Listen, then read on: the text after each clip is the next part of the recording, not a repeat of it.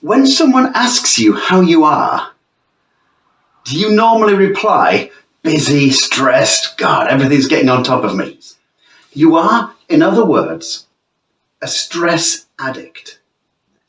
And what he did is he took a number of dyslexic students and a number of non-dyslexic students, and he showed them a language and an alphabet that they'd never seen before. I think it was Hebrew or could have been Arabic. I think it was Hebrew. He showed them a language that they'd never seen before. And he asked them to essentially transcribe the letters, transcribe the symbols.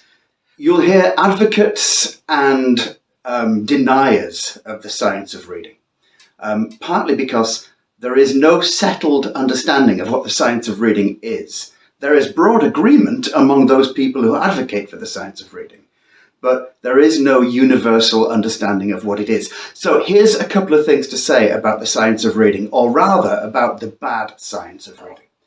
And if school's about that, then we won't learn as much as people who aren't dyslexic. Now, because we don't learn as much as people who aren't dyslexic, it means we don't have as many dots to join. We will be denied the access to knowledge, and knowledge is power. Knowledge is the ability to go through life in a healthy way. Knowledge is the ability to predict what's going to happen in particular situations. Knowledge is the ability to get a good job. So people with dyslexia are denied this access to the knowledge. They don't get as much learning, as much education as non-dyslexics get. And this is an injustice. It's an epistemic injustice. It's not simply a difference. World. Make sure your fonts are sans serif, Arial, Helvetica, Lilo Wadi. You don't need specialist dyslexia fonts. What you want to do is you want to embed pictures in the words, and you want to embed words in the pictures. Make the pictures and the words inseparable. Should we do some myth busting? Let's do some myth busting. Let's have a show of hands. Let's do some truths and falses. First of all, do you think it's true? Put your hands in the air if you think it's true that dyslexics can help adapt to climate change. And it's really easy to communicate in this first world. In the second world, there you go. You have a little bit further, about halfway up, please. You have a little bit further to run, and pass it a little bit further across. Thank you. And the messages go further across, and maybe another one as well, if that's okay. So maybe that side. There's no money in these envelopes, by the way, in case you were wondering. And finally, as you've probably guessed, in the third world, you've got even further to run. There you go. Even further to run, right to the end. And if you can pass them to the very ends of the rows, that would be fantastic. Thank you so much. It takes a lot longer to get up these steps, and it takes a lot longer to pass the messages from one building to the other. Now, okay, what this does is, whilst Rachel's exhausting herself, what this does is it mimics something really interesting. It mimics what happens in a lot of organizations. If you want to teach dyslexics to read faster, read more fluently, comprehend more from what they read, and spell better, it turns out that dyslexic students understand language more when we teach them morphology. That is the building blocks of language. Prefix, root word, suffix. Pneumono-ultramicroscopic silicovolcanoconiosis. Really long word, really difficult word. What does it mean? Well, again, we can use morphology to help us understand. Young offenders institutes have a dyslexia rate of somewhere between 31 and 57%.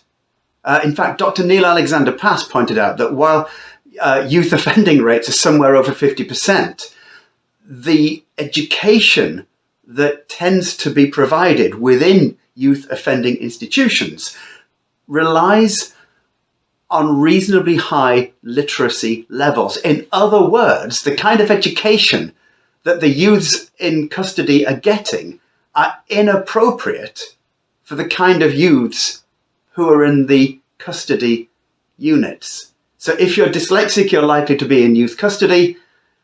And if you're in youth custody, you're going to be given education. But that education is wholly inappropriate to people with dyslexia. Who'd have thought it?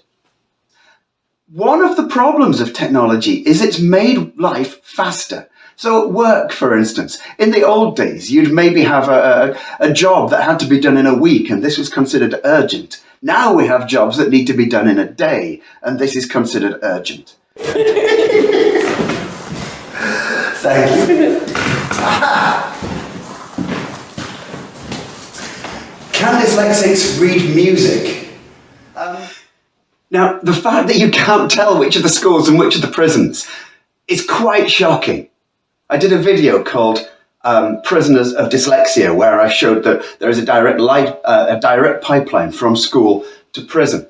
And where people feel that they're in prison, often schools don't only look like prisons, they feel like prisons, and they can form the pipeline to prison. Interestingly, on this particular question, the options were yes or no.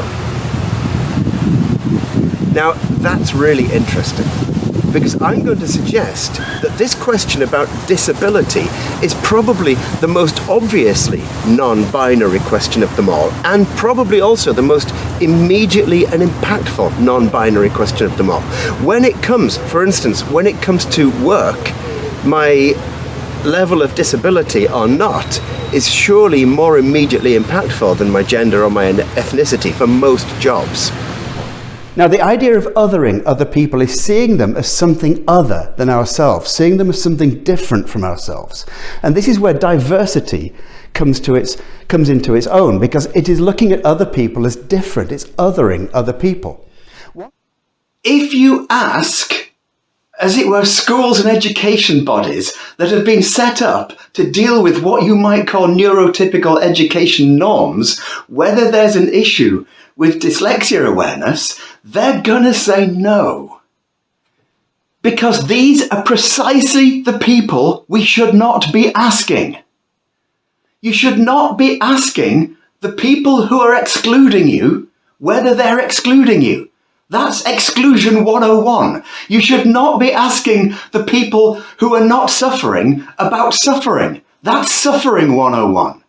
You should not be asking the people who are failing to include about inclusivity. That's inclusivity 101.